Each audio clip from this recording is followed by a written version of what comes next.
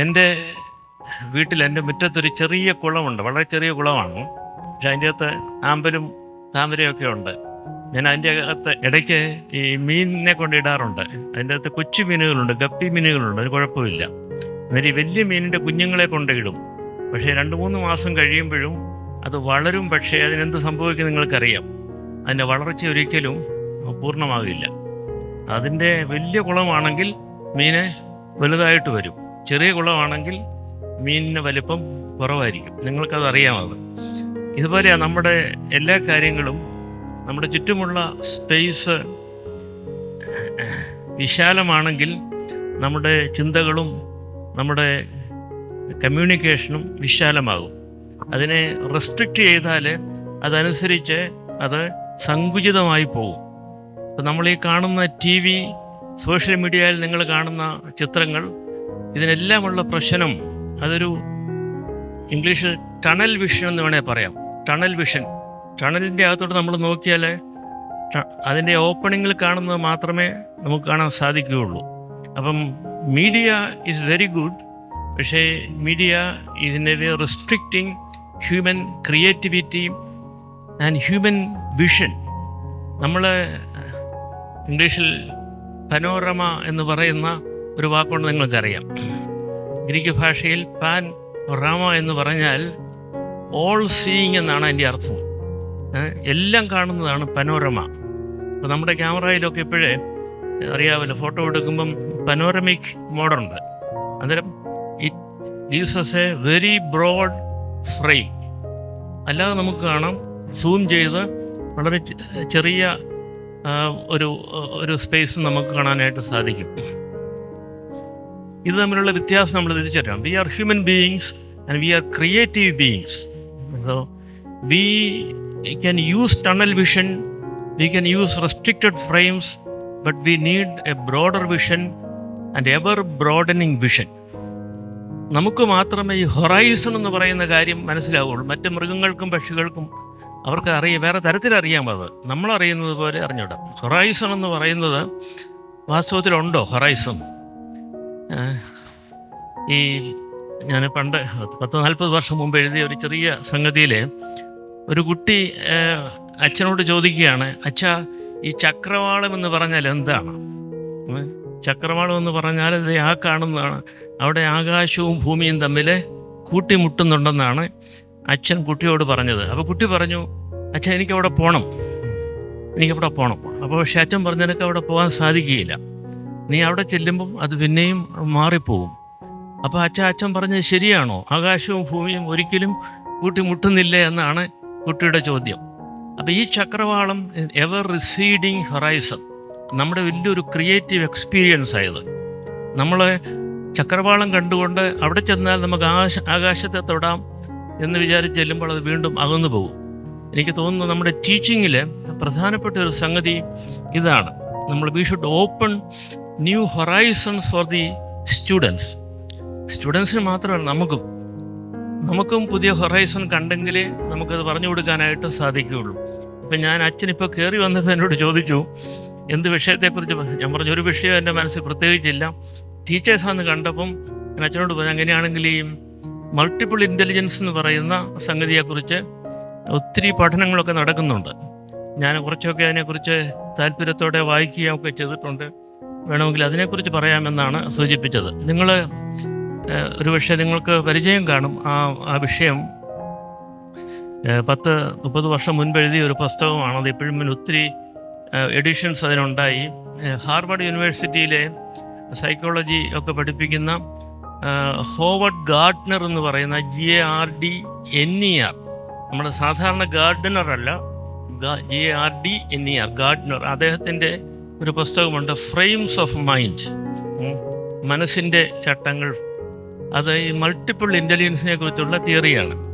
അദ്ദേഹം അന്ന് പറഞ്ഞപ്പം അതൊരു പുതിയ സംഗതി ഒന്നും അല്ല, പക്ഷേ അദ്ദേഹം അതുള്ള ഭംഗിയായിട്ട് പറഞ്ഞതുകൊണ്ട് ലോകം മുഴുവൻ ശ്രദ്ധിച്ചു. അതായത് നമ്മുടെ ഈ മനുഷ്യൻ്റെ ബുദ്ധിയെക്കുറിച്ചുള്ള സങ്കല്പം. ഞാൻ പഠിക്കുന്ന കാലത്ത്, ഞാൻ പ്രൈമറി സ്കൂളിൽ പഠിക്കുമ്പം 2 വിഷയമേ ഉണ്ടായിരുന്നുള്ളൂ പഠിക്കാനായിട്ട്.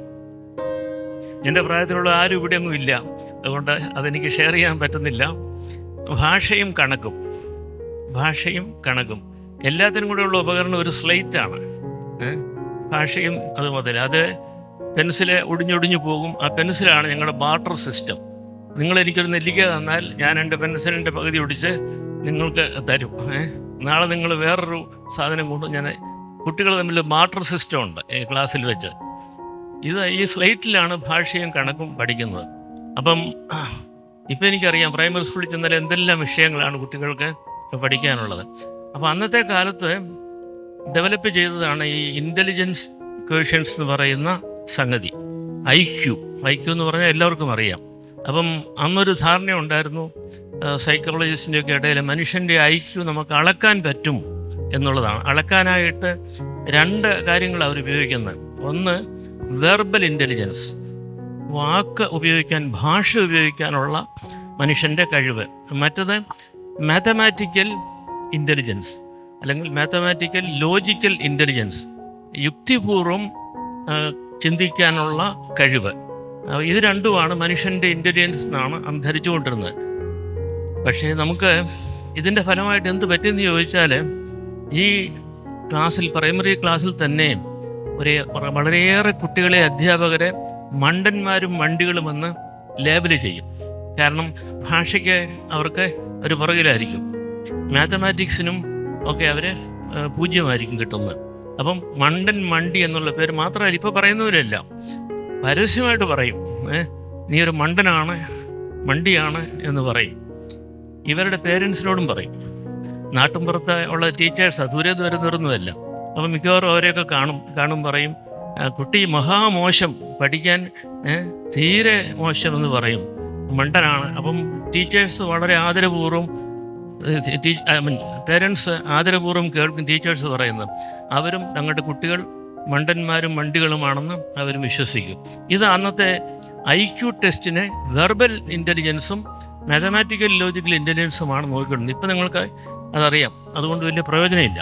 ഈ IQ എന്ന് പറയുന്ന സങ്കല്പം തന്നെ മാറിപ്പോയി.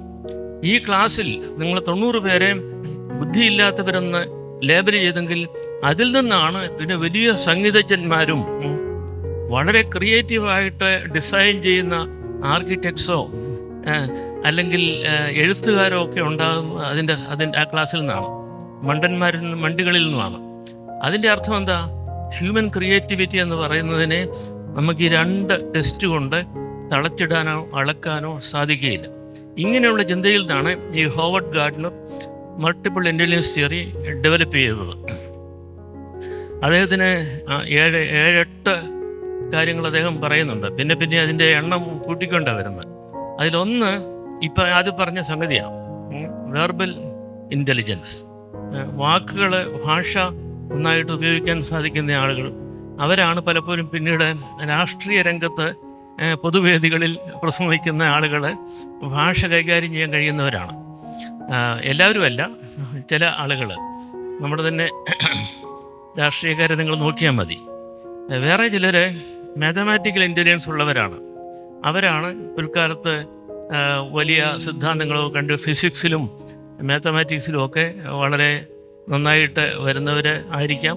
അല്ലെങ്കിൽ അവരെ വളരെ ചെറിയ ജോലികൾ, ഒരു കടയിൽ കണക്കെഴുത്ത് മുതൽ, നന്നായിട്ട് കണക്കെഴുതുന്ന ആളുകൾ മുതൽ അവരെ കണക്കറിയാവുന്നവരായിരിക്കും. എന്നാൽ വേറെയുണ്ട്. ഇപ്പം മ്യൂസിക്കൽ ഇൻ്റലിജൻസ് എന്ന് പറഞ്ഞല്ലോ, മ്യൂസിക്കൽ ഇൻ്റലിജൻസ് എനിക്കറിഞ്ഞുകൂടാ. യേശുദാസിൻ്റെ സ്കൂൾ ഹിസ്റ്ററി ഞാനത് എടുത്ത് നോക്കാമോ എന്ന് എനിക്ക് അറിഞ്ഞുകൂടാ. എടുത്ത് നോക്കിയാൽ അതിലെ അദ്ദേഹത്തെ പോലെയുള്ള വലിയ സംഗീതജ്ഞന്മാരുടെ അക്കാഡമിക് റെക്കോർഡ് നോക്കിയാൽ ചിലപ്പം വളരെ വളരെ മോശമായിരിക്കും. നിങ്ങൾ കേട്ടിട്ടുണ്ടല്ലോ, അത് ലെജൻഡൊന്നുമല്ല. ഐൻസ്റ്റീൻ പോലും അദ്ദേഹത്തിൻ്റെ അത്ര വലിയ സമർത്ഥനായ ഒരു വിദ്യാർത്ഥിയൊന്നും അല്ലായിരുന്നു പഠിക്കുന്ന കാലത്ത്. അദ്ദേഹം, ഞാനിപ്പോഴും ഓർക്കുന്നുണ്ട്, ഞാനവിടെ പോകാൻ സാധിച്ചിട്ടുണ്ട്. സ്വിറ്റ്സർലൻഡിലെ ഒരു ചെറിയ സ്ഥാപനത്തിൽ ക്ലർക്കായിട്ട് ജോലി ചെയ്തിട്ടുണ്ട് അദ്ദേഹം, ഐൻസ്റ്റീൻ, കുറേ സമയം. അപ്പം ആരും അദ്ദേഹത്തെ തിരിച്ചറിയുന്നില്ല, കണക്കെഴുതും എന്നുള്ളത് മാത്രമേ ഉള്ളൂ. ഇങ്ങനെ പ്രഗത്ഭരായ പല ആളുകളും ഈ 2 ഇൻ്റലിജൻസിൽ പെടാത്ത ആളുകളുണ്ട്. അതുപോലെ സ്പേഷ്യൽ ഇൻ്റലിജൻസ് എന്ന് പറയും. സ്പേഷ്യൽ ഇൻ്റലിജൻസ് എന്ന് പറഞ്ഞാൽ ഈ സ്ഥലത്തെക്കുറിച്ചുള്ള ഒരു ധാരണ, നമ്മൾ ഓറിയൻറ്റേഷൻ എന്നൊക്കെ പറയും. ഇപ്പോൾ ചില ആളുകളെ കൊണ്ട് കണ്ണ് കെട്ടിക്കൊണ്ട് നിങ്ങൾ ഒരിടത്ത് കൊണ്ട് വിടുകയാണ്, ഒരു സിറ്റിയിൽ കൊണ്ട് വിടുകയാണ്. അയാൾ പെട്ടെന്ന് തന്നെ ഒക്കെ തിരിച്ചറിയും ഇത് എവിടെയാണ്. സൂര്യൻ ഇല്ലെങ്കിൽ പോലും ഇതിൻ്റെ കിഴക്കും പടിഞ്ഞാറും ഒക്കെ ഏകദേശം അയാൾക്ക് പിടികിട്ടും. അത് പ്രത്യേകമായ സഹജമായ ഒരു കഴിവാണ്. ആ ആൾ ചിലപ്പം ഭാഷയിലോ കണക്കിലോ അത്ര മിടുക്കനായിരിക്കുകയില്ല, പക്ഷേ സ്പേഷ്യൽ ഇൻ്റലിജൻസ് നന്നായിട്ടുണ്ടാകും. ഇങ്ങനെയുള്ള ഇൻ്റലിജൻസ് ഉള്ളവരാണ് നല്ല പൈലറ്റ്സ് ആകുന്നത്. അതുപോലെ പിന്നെ ഷിപ്പിൻ്റെ ക്യാപ്റ്റൻ ആകുന്നത് ഇങ്ങനെയുള്ള ആളുകളായിരിക്കും. കാരണം ഇപ്പം നമുക്കത് പറഞ്ഞിട്ട് വലിയ അർത്ഥമില്ല. കാരണം ഇപ്പം ഒരു വിമാനത്തിനും കപ്പലിനും ഒക്കെ ചുറ്റുപാടുകൾ അറിയാനായിട്ട് ഒത്തിരി സെൻസേഴ്സ് ഉണ്ട്. ഇലക്ട്രോണിക് യുഗത്തിലാണ് നമ്മൾ ജീവിക്കുന്നത്. അതുകൊണ്ട് അതിനറിയാം, അതിൻ്റെ ഓൾട്ടിറ്റ്യൂഡും ലോഞ്ചിറ്റ്യൂഡും ഒക്കെ നമുക്കകത്ത് തന്നെ നമ്മുടെ ഫോണിൽ അറിയാം. എന്നാൽ ഒരു കാലത്ത് അങ്ങനെയല്ല. ഈവൻ രണ്ടാമത്തെ ലോകമഹായുദ്ധം നടക്കുന്ന സമയത്ത് പോലും ഈ എയർഫോഴ്സിനും മറ്റും യൂറോപ്പിൻ്റെയും അമേരിക്കയുടെയും ഒക്കെ എയർഫോഴ്സിൽ ഉള്ള പൈലറ്റ്സ് ഒന്നും കണ്ടുകൊണ്ടല്ല ഓടിക്കുന്നത്. ഇത് മേഘത്തിൻ്റെ അകത്തേക്ക് കയറിക്കഴിഞ്ഞാൽ ഇതെവിടാണ് പോകുന്നത് എന്താണെന്നൊന്നും അവർക്ക് അറിഞ്ഞുകൂടാ. ഒരു സഹജമായ ഒരു അവബോധമുണ്ട്, അതുപയോഗിച്ച് ഇതങ്ങ് പറപ്പിക്കുകയാണ്. ചിലതൊക്കെ അബദ്ധത്തിൽ ചാടും, മിക്കവാറും അബദ്ധത്തിൽ ചാടുകയുമില്ല. ഇങ്ങനെയുള്ള സംവിധാനങ്ങളുണ്ട്. അപ്പം സ്പേഷ്യൽ ഇൻ്റലിജൻസ് എന്ന് പറഞ്ഞാൽ പ്രത്യേകമായൊരു ഒരു ഇൻ്റലിജൻസാണ്. എല്ലാവർക്കും അത് കിട്ടണമെന്നില്ല. അവരെ കണക്കിലും ഭാഷയിലും ചിലപ്പം മിടുക്കരാകണമെന്ന് നിർബന്ധമില്ല. വേറൊരു ഇൻ്റലിജൻസാണ് ഈ കൈനറ്റിക് ഇൻ്റലിജൻസ്, ചലനവുമായിട്ട് ബന്ധപ്പെട്ടതാണ്. അതായത് ഇപ്പം ഞാനിപ്പോൾ ഇങ്ങനെ നിൽക്കുക, സ്റ്റിഫായിട്ട് നിൽക്കുക. അതിന് പ്രധാനപ്പെട്ട കാരണം എന്താണെന്നറിയാമോ? ഈ ക്യാമറയാണ്, അല്ലേ? ഇപ്പോൾ ഈ ക്യാമറ ഇല്ലെങ്കിൽ ഞാൻ വളരെ സ്വാഭാവികമായിട്ട് സഹജമായിട്ടുള്ള എൻ്റെ ശരീര ചലനങ്ങൾ കാണിക്കും. നിങ്ങൾക്ക് അതായിരിക്കും ഒരുപക്ഷെ കൂടുതൽ ഇൻസ്ട്രക്റ്റീവായിട്ടുള്ളത്. ഇപ്പം ഞാൻ ഇങ്ങനെ വടി നാട്ടിയ പോലെ നിൽക്കേണ്ടി വരുന്നു എന്നുള്ളതാണ്. കൈനറ്റിക് ഇൻ്റലിജൻസ്, കിനേസിസ്, ഗ്രീക്ക് ഭാഷയിൽ കിനേസിസ് എന്ന് പറഞ്ഞാൽ മൂവ്മെൻ്റ് എന്ന അർത്ഥം. KINESIS, കിനേസിസ്. അതിൽ നിന്നാണ് ഈ കൈനറ്റിക്. ഫിസിക്സിലുണ്ടല്ലോ കൈനറ്റിക് എനർജി, നിങ്ങൾ പഠിക്കുന്നുണ്ടല്ലോ, അത് മൂവ്മെൻറ്റുമായിട്ട് ബന്ധപ്പെട്ടതാണ്. അപ്പം നല്ല നർത്തകർ അവർക്ക് അവരുടെ ഇൻ്റലിജൻസ് കൈനറ്റിക് ഇൻ്റലിജൻസാണ്. നല്ല നർത്തകർ നിങ്ങൾ ഭാഷയുടെ ടെസ്റ്റോ മാത്തമാറ്റിക്സിൻ്റെ ടെസ്റ്റോ കൊടുത്താലും അവർക്ക് ചിലപ്പം 0 കിട്ടുന്നത്. പക്ഷേ അവരുടെ ശരീരചലനം കൊണ്ട് അവർ സൃഷ്ടിക്കുന്ന ഒരു ലോകമുണ്ട്. നിങ്ങൾ ഈ റഷ്യക്കാരുടെ പ്രസിദ്ധമായ ഈ ബാലെ നൃത്തങ്ങൾ ഇപ്പം പലയിടത്തും ബാലെ പഠിപ്പിക്കുന്നുണ്ട്. പക്ഷേ ഇതിൻ്റെ ആദ്യകാലത്തെ വലിയ ബാലെ നർത്തകർ റഷ്യയിലെ ഈ മോസ്കോയിലെ തിയേറ്ററിൽ അവിടെ ചെല്ലുന്ന വിദേശികളെ ചെല്ലുമ്പോൾ അവരെ നിർബന്ധമായിട്ട് ഒരു ബാലെ ഡാൻസിന് കൊണ്ടുപോകും. നമ്മളത് കണ്ടു കഴിഞ്ഞാൽ ഭയങ്കരമായ വിസ്മയം നമുക്കുണ്ടാകും. കാരണം ഭാരമുള്ള ശരീരം ഇങ്ങനെ വളരെ പഞ്ഞി പോലെ മേലോട്ട് ഉയരുകയും വളരെ സാവധാനം താഴേക്ക് വന്നിട്ട് കാലിൻ്റെ പെരുവിരലിൽ ഇങ്ങനെ നിൽക്കുകയും ചെയ്യും. ഒരിക്കലും നമുക്ക് കാരണം ഗ്രാവിറ്റി അത്രയധികം നമ്മളെ ബാധിക്കും, നമുക്ക് സാധിക്കില്ല. പക്ഷേ ഈ നർത്തകർ അതുപോലെ എലഗൻ്റായിട്ട് ഉള്ള നൃത്തങ്ങൾ ചെയ്യും. നമ്മുടെ നാട്ടിലാണെങ്കിലും ഇപ്പോൾ ഭരതനാട്യത്തിൻ്റെ ചലനങ്ങൾ ശ്രദ്ധിച്ചാൽ മനസ്സിലാകും. നന്നായിട്ട് പഠിച്ച ഒരാളിന് ഈ പറയുന്ന ആ ഒരു എലഗൻസ് ഉണ്ട്. നമുക്കതിൻ്റെ അകത്ത് ഒരു തടസ്സവും തോന്നുകയില്ല. ഈ മൂവ്മെൻറ്റ് ഇങ്ങനെ വരികയും ഈ ഭൂമിയും ആകാശവും അതിൻ്റെ മധ്യത്തിലുള്ള വായുവും അത് സ്പേസാണ്. ആ സ്പേഷ്യൽ ഇൻ്റലിജൻസിനെ അവരുടെ ചലനം കൊണ്ട് അതിനെ വളരെ വളരെ ആസ്വാദ്യകരമാക്കും എന്നുള്ളത് നിങ്ങൾക്കറിയാം. അപ്പം അത് ഇറ്റ്സ് എ ഡിഫറെൻ്റ്. നാം മുമ്പേ പറഞ്ഞാൽ ഈ മണ്ടന്മാരും മണ്ടികളുടെ കൂടെ ഇവർ പെടുകയില്ല. നമ്മളങ്ങനെ ലേബൽ ചെയ്യുന്നതുകൊണ്ട് അന്നത്തെ കാലത്ത് അത് അവരുടെ യഥാർത്ഥമായ കഴിവ് കണ്ടുപിടിക്കാൻ സാധിക്കാത്തത് കൊണ്ട് അവരങ്ങ് ഇല്ലാതെയായി പോവുകയാണ്. അവരുടെ മരണത്തോടു കൂടി അവരുടെ കഴിവും ഇല്ലാതെയാകുന്ന, അവരുടെ കുടുംബത്തിലോ ചുറ്റുപാടുകളിലോ ഒന്നും ഈ നൃത്തവിശേഷം അവർ കാണുകയുമില്ല. അപൂർവമായിട്ട് ചില സ്ഥലങ്ങളിൽ അവർ രക്ഷപ്പെട്ടു പോരും, ഒരു ഭാഗ്യം കൊണ്ട് മാത്രമാണ്. അപ്പം spatial intelligence, kinetic intelligence, verbal intelligence, mathematical logical intelligence, musical intelligence ഞാൻ പറഞ്ഞു കഴിഞ്ഞു. മ്യൂസിക്കൽ ഇൻ്റലിജൻസും അതുപോലെയാണ്. എനിക്ക് തന്നെ അറിയാം, എൻ്റെ ഒരു സഹപ്രവർത്തകൻ വലിയ സംഗീതജ്ഞനാണ്. പക്ഷേ ഞാൻ അദ്ദേഹത്തെ പഠിപ്പിച്ചതാണ്. ക്ലാസ്സിൽ പഠിപ്പിച്ചപ്പോൾ എനിക്ക് അത്ര വലിയ വിദ്യാർത്ഥിയൊന്നുമല്ല. അങ്ങനെയൊക്കെ രക്ഷപ്പെട്ടൊക്കെ പോകും എന്ന് മാത്രമേ ഉള്ളൂ. പക്ഷെ അദ്ദേഹം പാട്ട് പാടാൻ തുടങ്ങിയാൽ പഠിപ്പിക്കുകയും ചെയ്യും. അദ്ദേഹം ഇന്ത്യൻ ക്ലാസിക്കൽ മ്യൂസിക് പഠിച്ചു, റഷ്യൻ മ്യൂസിക് പഠിച്ചു, വെസ്റ്റേൺ മ്യൂസിക് പഠിച്ചു. അദ്ദേഹം പഠിപ്പിക്കാൻ തുടങ്ങിയാൽ നമ്മൾ അത്ഭുതപ്പെട്ടു പോകും. അപ്പോൾ ആ കഴിവ് ഞാൻ കണ്ടുപിടിച്ചില്ല എങ്കിൽ അത് എൻ്റെ നഷ്ടമാണ്. അപ്പോൾ ഇങ്ങനെ ഞാനിപ്പോൾ ഒരു എത്രയാണ് 4-5 എണ്ണത്തെക്കുറിച്ച് പറഞ്ഞ് എനിക്ക് തോന്നുന്നല്ലേ 5 വേറൊന്നാണ് ഈ നമ്മൾ റിലേഷൻഷിപ്പിൻ്റെ ഇൻ്റലിജൻസ് ഉണ്ട്. അതായത് എന്താ പറയുക, സോഷ്യൽ ഇൻ്റലിജൻസ് എന്ന് പറയുന്ന സംഗതിയുണ്ട്. അതിൻ്റെ അകത്ത് നിങ്ങളെ ഇപ്പം റെയിൽവേ സ്റ്റേഷനിൽ കൊണ്ടുവിടുക, നിങ്ങൾ യാത്ര പോകാനായിട്ട് നിൽക്കിയാൽ നിങ്ങൾ ട്രെയിനിൻ്റെ അകത്ത് കയറി കഴിഞ്ഞു. സോഷ്യൽ ഇൻ്റലിജൻസ് ഉള്ള ആളുകൾ നിങ്ങൾക്ക് പെട്ടെന്ന് തിരിച്ചറിയാം. ഞാനിവിടെ ഇങ്ങനെ വെറുതെ ഇങ്ങനെ നിൽക്കുകയാണ്, ഉടനെ ആരെങ്കിലും വന്നിങ്ങനെ പുറത്ത് അല്ലെ അടുത്ത് വന്ന് ചോദിക്കും, അച്ഛൻ എങ്ങോട്ടാണ് പോകുന്നത് ചോദിക്കും. എനിക്ക് ഒരു പരിചയമില്ല. ഈ ലോഹ ഇട്ടിരിക്കുന്നതുകൊണ്ട് അച്ഛനാണെന്ന് അയാൾക്ക് മനസ്സിലായി അച്ഛൻ എങ്ങോട്ടാണ് പോകുന്നത്. അപ്പം ഞാൻ പറയുക ഞാൻ കോഴിക്കോട്ടിന് പോവുകയാണെന്ന് പറയും. ഉടനെ പുള്ളി അടുത്ത് ചോദിച്ചു, അച്ഛൻ വീട് എവിടെയാണ്, എന്ത് ചെയ്യുക, എങ്ങനെയൊക്കെ ചോദ്യങ്ങൾ ചോദിച്ചു. ഒരു 2 മിനിറ്റ് കഴിയുമ്പോൾ നമുക്കും താല്പര്യമാകും ഇയാളിങ്ങനെ നമ്മളോട് സംസാരിക്കുന്നു. അതുകൊണ്ട് ഇതൊരു പ്രത്യേക കഴിവാണ്, സോഷ്യൽ ഇൻ്റലിജൻസാണ്. അയാൾക്ക് മറ്റ് ലക്ഷ്യമൊന്നുമില്ല. അയാളുടെ സഹജമായ കഴിവ് ഉപയോഗിച്ച് നമ്മളെ നമ്മുടെ ഈ കൂണിൽ നിന്ന്, ഇങ്ങനെ ഇരിക്കുന്ന ഈ കൂട്ടിൽ നിന്ന് ഒന്ന് രക്ഷപ്പെടുത്തുന്നു എന്ന് മാത്രമേ ഉള്ളൂ. ഞാൻ ഏറ്റവും അധികം എൻജോയ് ചെയ്ത ഒരു തമാശ, നമ്മുടെ എഴുത്തുകാരി മാധവിക്കുട്ടി ഒരിക്കലേ ഒരു ലേഖനത്തിൽ എഴുതി ഓർക്കുന്നുണ്ട്. ഇതിന് നമ്മൾ PR എന്നൊക്കെ ഇപ്പം പറയുന്നത്, പബ്ലിക് റിലേഷൻസ് എന്ന് പറയുന്നത്. ഇപ്പം അല്ലേ, ഇപ്പം ഈ ഗവൺമെൻറ് ഓഫീസുകളിലധികം കണ്ടില്ലെങ്കിലും ഈ പ്രൈവറ്റ് കമ്പനികളും ഒക്കെ ഫ്രണ്ട് ഓഫീസ് എന്ന് പറഞ്ഞൊരു സംഗതിയുണ്ട് അല്ലേ. ഫ്രണ്ട് ഓഫീസുണ്ട്. ഒരാൾ കയറി വരുന്ന ഉടനെ ഇയാളിനെ സ്വീകരിക്കാനും എന്ത് ആവശ്യം ചോദിച്ച് മനസ്സിലാക്കാനും ഒരാളിരിപ്പുണ്ട്. അപ്പം മാധവിക്കുട്ടി ഒരിക്കൽ എഴുതി, അവരെവിടെയോ ഒരു സ്ഥലത്ത് ചെന്നപ്പോഴേ ഫ്രണ്ട് ഓഫീസിൽ പെൺകുട്ടി ഇരിപ്പുണ്ട്. അപ്പം അവരുടെ ആ പെൺകുട്ടിയുടെ മുഖം കണ്ടപ്പോൾ ഇവർക്ക് തോന്നിയത് ഈ അവിടെ പാല് കൊണ്ട് വെച്ചാൽ അത് തൈരായിട്ട് മാറും എന്നാണ്. നിങ്ങൾക്കത് മനസ്സിലായെന്ന് എനിക്ക് അറിഞ്ഞുകൂടാ. ഈ മുഖത്ത് ഒരുതരം ഒരു പുളിപ്പാണ് മുഖത്ത്. ഒരു പുതിയ അതിഥിയെ കണ്ടിട്ട്, കയറി വരുന്ന ആളിനെ കണ്ടിട്ട് പ്രത്യേകിച്ച് ഒരു ഓപ്പൺനെസ്സും ഹോസ്പിറ്റാലിറ്റിയും ഒന്നുമില്ല, ഇങ്ങനെ ഇരിക്കുകയാണ്. അപ്പം അവിടെ പാല് വെച്ചാൽ അത് പെട്ടെന്ന് പുളിച്ച് തൈരാകുമെന്നാണ് അവർ എഴുതുന്നത്. എനിക്കിങ്ങനെയുള്ള അനുഭവം പലപ്പോഴും ഉണ്ടായിട്ടുണ്ട്. യാത്രക്കിടയിൽ ചില സ്ഥലങ്ങളിൽ ഇപ്പോഴും ഞാൻ ഓർക്കുന്നത്, ഒരു ഇറ്റലിയിലെ ഒരിക്കലെ എയർപോർട്ടിൽ ചെന്നിറങ്ങി. അപ്പോൾ എനിക്ക് അത് കുറച്ച് സിറ്റിയിൽ നിന്ന് വളരെ ദൂരെയാണ് എയർപോർട്ട്. അപ്പോൾ എനിക്ക് വേറെ പരിചയമുള്ള ആരെയും കണ്ടില്ല. അവിടെ ഗവൺമെൻറ് തന്നെ എയർപോർട്ടിലൊരു ഇതുണ്ട്. അവിടെ ഞാൻ ചെന്നപ്പം ആളിങ്ങനെ പോളിഷ് ചെയ്തുകൊണ്ടിരിക്കുകയാണ്. അവിടെ ഇരിക്കുന്ന ആൾ നഖം പോളിഷ് ചെയ്തുകൊണ്ടിരിക്കുകയാണ്. അപ്പോൾ ഞാൻ ചെന്നപ്പം തലയൊന്ന് പോക്കി, എന്താണെന്ന് ചോദിച്ചു. നമ്മൾ എനിക്ക് ഇന്ന സ്ഥലത്തേക്ക് പോകണം.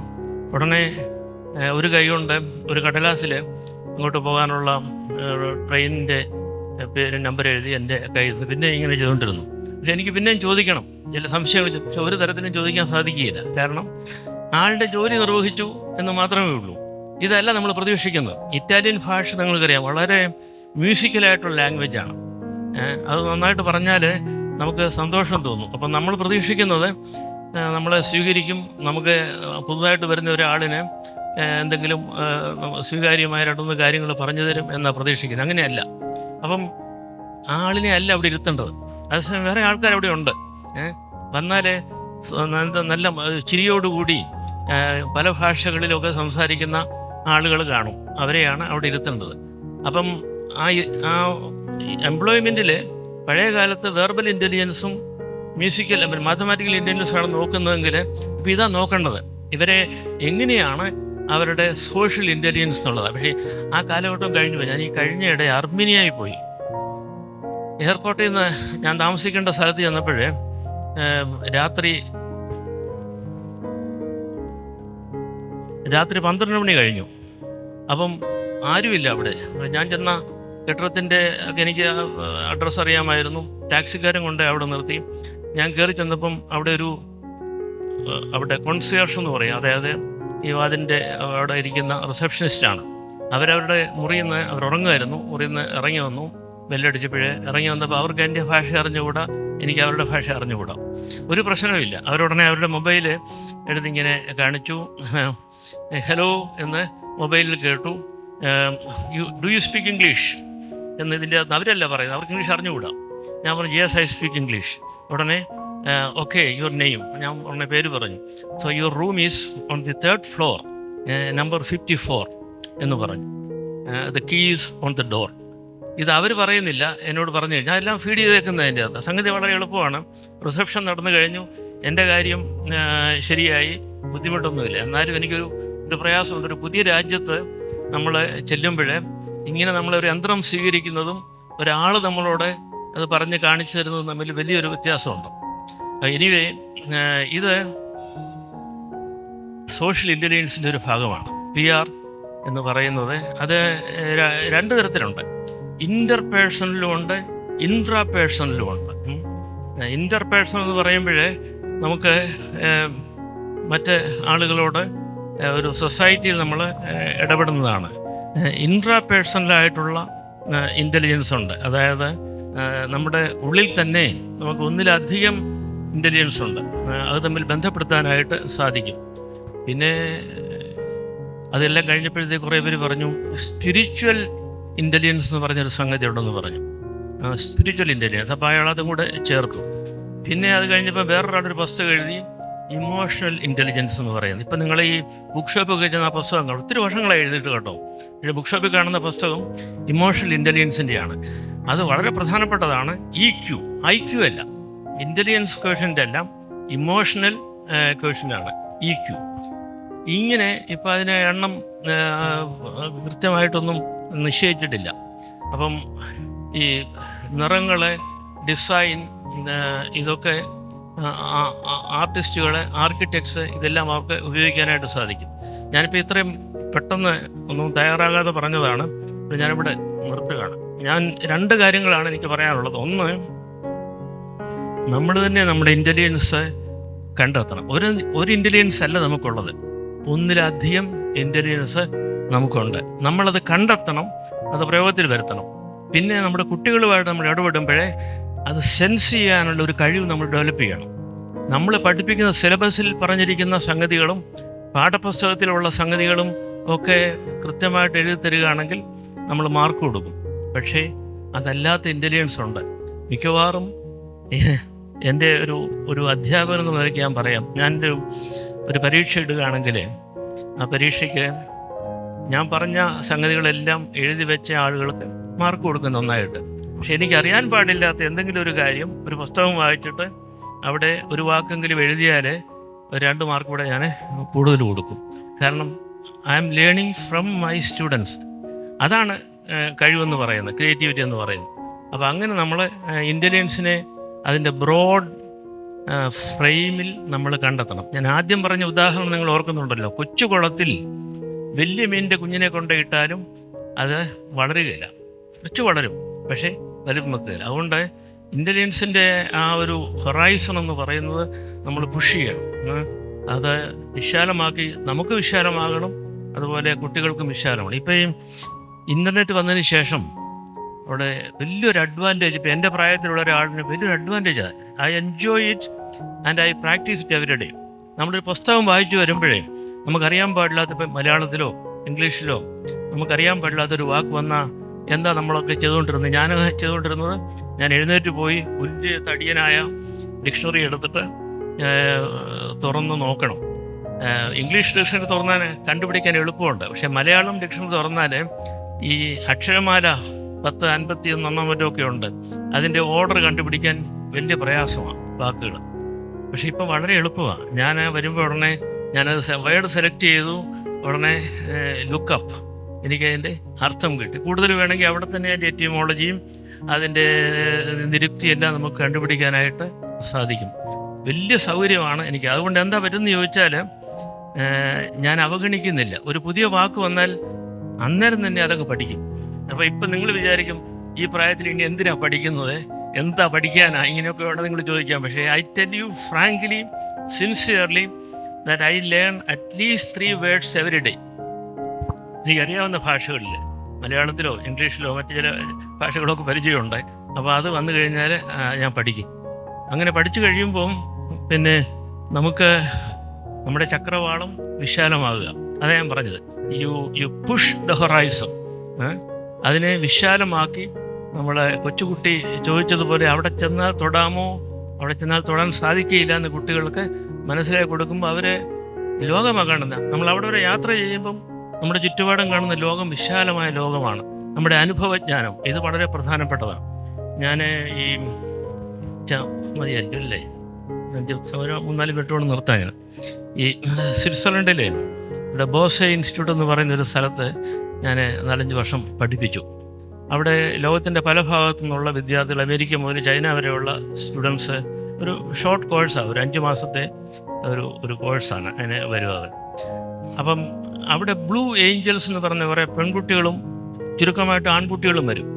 അവർ വരുന്നത് യൂറോപ്പിലെയും അമേരിക്കയിലെയും ഒക്കെ വീടുകളിൽ നിന്ന് വരുന്ന, അതായത് നമ്മുടെ ഇപ്പോഴത്തെ 12ാം ക്ലാസ് +2 കഴിഞ്ഞിട്ട് യൂണിവേഴ്സിറ്റി പോകുന്നതിന് മുൻപുള്ള സമയത്ത് 1 വർഷം അവർ അവധിയെടുക്കും.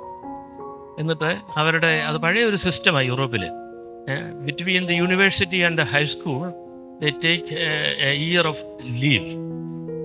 എന്നിട്ട് അവർ യാത്ര ചെയ്യും. അവരെ അറിയാമല്ലോ, നമുക്ക് അവർ യാത്ര ചെയ്യുന്ന രീതി നിങ്ങൾക്ക് അറിയാമല്ലോ അല്ലേ. അവർ പോകും. അതിൻ്റെ കൂടെ കുറച്ചുകൂടി ഒരു ഓർഗനൈസ്ഡ് ആയിട്ടുള്ള കുട്ടികളുണ്ട്. അവരവരുടെ പേരൻസിൻ്റെ സമ്മതത്തോടു കൂടി ഈ ഇൻസ്റ്റിറ്റ്യൂട്ടിൽ വരും. അവർ വരുന്നത് വോളണ്ടിയേഴ്സായിട്ട് വരുന്നതാണ്.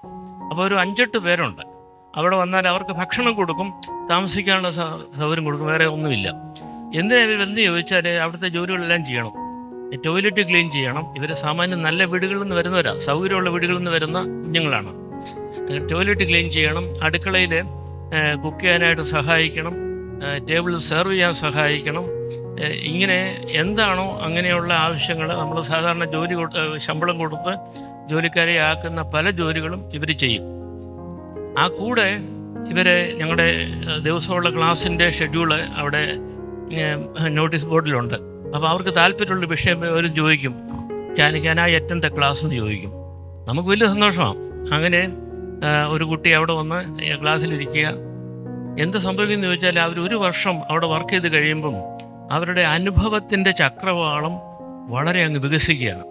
അതായത് അമേരിക്ക മുതൽ ചൈന വരെയുള്ള ആളുകൾ, പല ഭാഷകളിലുള്ള ആളുകൾ, പല സംസ്കാരങ്ങൾ, പല ആഹാര രീതികൾ, വസ്ത്രരീതികൾ, ഇതെല്ലാം അവർക്ക് പരിചയമാകും. എന്നിട്ട് അതിനുശേഷം അവർ നിശ്ചയിക്കുന്നത് യൂണിവേഴ്സിറ്റി ഇങ്ങനെ എന്താ പഠിക്കേണ്ടത് എന്ന് അവർ നിശ്ചയിക്കുന്നതിന് ശേഷമാണ്. അപ്പം ചിലർക്ക് സൈക്കോളജി ആയിരിക്കും, ചിലർക്ക് ആർക്കിടെക്ചർ ആയിരിക്കും, ചിലർക്ക് മെഡിസിൻ ആയിരിക്കും. അല്ലാതെ മുൻകൂട്ടി അവർ തീരുമാനിക്കുന്നില്ല. ഇത് കഴിഞ്ഞിട്ട് അവർ പോയി അവരുടെ ടെസ്റ്റ് എഴുതും. അവർക്ക് ഇഷ്ടമുള്ള വിഷയത്തിൽ ആ കുട്ടികൾ പഠിക്കുകയും അതിൻ്റെ അകത്ത് അവർ പ്രാഗൽഭ്യം നേടുകയും ചെയ്യും. എനിക്ക് 2-3 കുട്ടികളെ പ്രത്യേകിച്ച് ഞാൻ നോട്ട് ചെയ്തിട്ടുണ്ട്. ചിലർക്ക് 1 വർഷം കൂടെ യാത്ര ചെയ്യണം. അപ്പം നമ്മളെയൊക്കെ പരിചയപ്പെട്ട് കഴിയുമ്പോൾ നമുക്ക് ബന്ധമുള്ള, ഇപ്പം ഇന്ത്യയിൽ എനിക്ക് ബന്ധമുള്ള അല്ലെങ്കിൽ അറിയാവുന്ന സ്ഥലങ്ങളിൽ അവർ അറിയും, ഞാൻ അവിടെ പോയി 1 മാസം താമസിക്കോട്ടെ, അതിനൊരു അറേഞ്ച് ചെയ്യും. നമുക്ക് വലിയ സന്തോഷമാണ്. നമ്മളവിടെ എഴുത്ത് കൊടുക്കും, അറേഞ്ച് ചെയ്ത് കൊടുക്കും, അവർ വരും. അപ്പം you see how they push the horizon. അവരുടെ അറിവിൻ്റെയും അനുഭവത്തിൻ്റെയും ചക്രവാളം വളരെ വളരെ വിശാലമാകും. അപ്പോൾ അവർക്ക് എത്ര വയസ്സുണ്ട്? അവർക്കൊരു 18-19 വയസ്സ് ഒക്കെ ആകുമ്പോഴാണ് യൂണിവേഴ്സിറ്റിയിൽ അവർക്ക് താല്പര്യമുള്ള വിഷയം എടുത്തിട്ട് അവർ പഠിക്കുന്നത്. ഇത് നമുക്ക് മാതൃകയാക്കാമെന്ന് ചോദിച്ചാൽ വലിയ പ്രയാസമാണ് നമ്മുടെ നാട്ടിൽ. നിങ്ങൾക്കറിയാമല്ലോ, നമ്മുടെ കുഞ്ഞുങ്ങൾക്ക് ഒരു ദിവസം അവരുടെ നഷ്ടപ്പെട്ടു പോയാൽ ഡേറ്റ് ഓഫ് ബർത്തിൽ മാതാപിതാക്കൾ വളരെ വറീഡാണ്. ഒരു ദിവസം അവർ ചിന്തിക്കുന്ന ഗവൺമെൻറ് ജോലിയാണെങ്കിൽ അവൻ്റെ സീനിയോറിറ്റി ഒരു ദിവസം കുറഞ്ഞു പോകും അല്ലേ. ഒരു ദിവസം സീനിയോറിറ്റി കുറഞ്ഞാൽ അതിനുള്ള ഇൻക്രിമെൻ്റ് കാര്യങ്ങളൊക്കെ, ഇതാണ് അവർ കണക്ക് കൂട്ടുന്നത്. ഇതൊരു തെറ്റാണെന്ന് ഞാൻ പറയുന്നില്ല. നമ്മുടെയൊക്കെ സാഹചര്യങ്ങളിൽ അങ്ങനെ ചിന്തിക്കുന്നവരാണ് പേരൻസ് കൂടുതലും. പക്ഷേ ഒരു വലിയ കുളം അവർക്ക് കാണിച്ചു കൊടുക്കുക, അതിൽ നിങ്ങൾ അവരെ വിടുക. അത് മീനുകൾ അതിൻ്റെ പൂർണ്ണ വളർച്ചയിലെത്തുകയും അവരുടെ ജീവിതം സാക്ഷാത്കരിക്കാൻ അവർക്ക് അതിന് സാധിക്കുകയും ചെയ്യും. ഇത് ഞാനൊരു പെഡഗോജിക്കൽ ടെക്നിക്കായിട്ട് നമുക്ക് ഉപയോഗിക്കാം. ജീവിതത്തിൻ്റെ തന്നെ ഒരു മെത്തഡോളജി ആയിട്ട് നമുക്ക് സ്വീകരിക്കാം, നമുക്ക് തന്നെ സ്വീകരിക്കാം. ഞാനിപ്പോൾ ഈ അമേരിക്കയിലൊക്കെ നമ്മുടെ ആളുകളൊക്കെ മലയാളികളൊക്കെ പോയിട്ട് 1970-കളിലൊക്കെ 70-കളുടെ അവസാനം ഒക്കെയാണ് ഞാൻ ആദ്യമായിട്ട് അവിടെ ചെല്ലുമ്പം. 70-കളുടെ അവസാനമാണ് ചെല്ലുന്നത്. അന്നേരം ഇവിടെ നിന്നുള്ള നമ്മുടെ ചെറുപ്പക്കാർ most of them are unmarried, some of them are married. അവർ ജോലികൾ 2-3 ഷിഫ്റ്റൊക്കെ നേഴ്സസായിട്ടൊക്കെ ജോലി ചെയ്യുന്ന ആളുകളുണ്ട്. കമ്പനികളിലാണ് അവർ കഷ്ടപ്പെട്ട് അവർ ഒത്തിരി പണമൊക്കെ ഉണ്ടാക്കി കഴിഞ്ഞിട്ട് ഇപ്പം ഞാൻ അവിടെ ചെന്നാൽ എന്താ സംഭവിക്കുന്നറിയാവും? അവർക്ക് ഒത്തിരി പൈസ ഉണ്ട് അവരുടെ കയ്യിൽ, അവരുടെ മക്കളും കൊച്ചുമക്കളുമായി. പക്ഷേ ആ മക്കളും കൊച്ചുമക്കളും പറയുന്നത് നിങ്ങളുടെ പണം ഞങ്ങൾക്ക് വേണ്ട, നിങ്ങളത് എൻജോയ് ചെയ്തു, ഞങ്ങൾക്ക് നല്ല ജോലിയുണ്ട്. അവർ സിറ്റിസൺസാണ്, അമേരിക്കൻ സിറ്റിസൺസാണ്. ട്രംപ് വരുന്നതിന് മുമ്പുള്ള കാര്യമാണ് പറയുന്നത് കേട്ടോ. So they have the rights and freedom in America. They have very good job, very good salary. ഈ പേരൻസ് ഇന്ത്യയിൽ നിന്ന് പോയവരാണ്. അവർ വളരെ കഷ്ടപ്പെട്ട് ജോലി ചെയ്തുണ്ടാക്കിയ പണം കുട്ടികൾക്ക് വേണ്ടാന്ന് പറയുമ്പോൾ അവർക്കൊരു മനപ്രയാസമാണ്. എനിക്കറിയാം അങ്ങനെയുള്ള പേരൻസിന് വലിയ മനപ്രയാസമാണ്. പക്ഷേ ഇതെങ്ങനെ ഉപയോഗിക്കണമെന്ന് അവർക്ക് ഉപയോഗിക്കാൻ സാധിക്കില്ല. അവർക്ക് ആകെപ്പാടെ ഇപ്പോൾ സാധിക്കുന്ന ഈ ഗ്രൂപ്പ് ട്രാവൽ ഉണ്ടല്ലോ, ഗ്രൂപ്പ് ട്രാവലിന് കൂടെ ഇങ്ങനെ പോകുന്നു, അത് മാത്രമേ അവർക്ക് സാധിക്കുന്നുള്ളൂ. They are not able to make use of that wealth they amassed with hard work. സാഹചര്യം മാറിപ്പോയി. അപ്പം നമുക്ക് വളരെ ചെറുപ്പത്തിൽ തന്നെ ഞാനിപ്പം എനിക്ക് പരിചയമുള്ള കുട്ടികളോടൊക്കെ ജോലിയൊക്കെ തുടങ്ങുമ്പോഴേ പറയാറുണ്ട്, നിങ്ങൾ റിട്ടയർ ചെയ്യുമ്പം നിങ്ങൾക്ക് എന്തുമാത്രം പെൻഷൻ കിട്ടും എന്നുള്ളതിനെക്കുറിച്ച് അല്ല നിങ്ങൾ ചിന്തിക്കേണ്ടത്. റിട്ടയർ ചെയ്യുമ്പോഴേ നിങ്ങൾക്ക് ക്രിയേറ്റീവായിട്ട് എന്ത് ചെയ്യാൻ സാധിക്കുമെന്നുള്ളത് ഇപ്പോഴേ തന്നെ തുടങ്ങിക്കോണം. ഞാനിപ്പോൾ ഈ ദേവഗിരി കോളേജിലെ കാര്യം ജോൺസൺ പറഞ്ഞില്ലേ, അവിടുത്തെ വൈസ് പ്രിൻസിപ്പൽ എൻ്റെ സുഹൃത്താണ്, സുനിൽ ജോസച്ചനെ. ഞങ്ങൾ രണ്ടുപേരും ഞങ്ങൾക്കൊരു ഫെലോഷിപ്പുണ്ട്, ഒരു ആർട്ടിസ്റ്റുകളുടെ ഫെലോഷിപ്പുണ്ട്.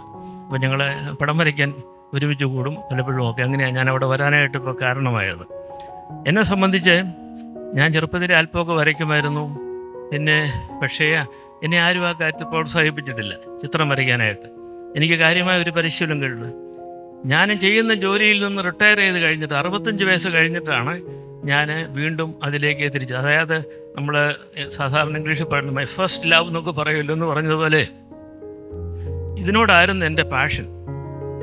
ഇപ്പം 65 വയസ്സ് കഴിഞ്ഞ് ഞാൻ എക്സിബിഷൻ നടത്തി.